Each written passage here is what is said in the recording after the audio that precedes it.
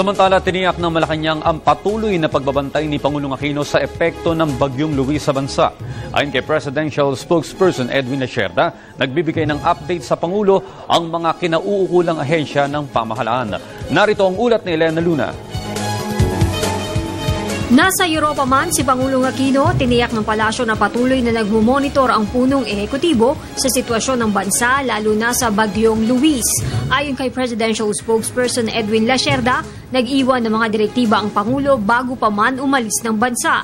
We have a system in place already. The NDRMC is there. The President has given instructions prior to his departure to officials concerned.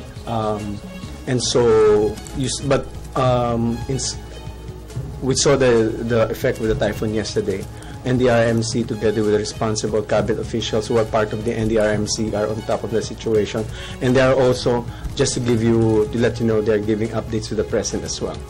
Habang nasa biyahe, tumatanggap ng report sa bansa ang Pangulo. Kabilang na dito ang epekto ng bagyo sa agrikultura at infrastruktura. Ibinibigay din sa Pangulo ang kopya ng bawat update ng NDRRMC. If there are any other questions on or directives, he will inform the responsible cabinet official and also the NDRRMC. Dahil sa patuloy na komunikasyon sa Pangulo, tumatakbo ng normal ang pamahalaan. Walang acting president o caretaker president habang wala siya sa bansa. Para sa mga seremonya na nangangailangan ng Pangulo, si Vice President Jejomar Binay ang kanyang magiging kinatawan.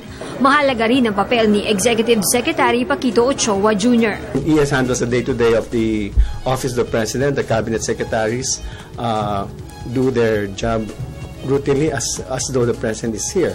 Para sa Telebisyon ng Bayan, Elena Luna.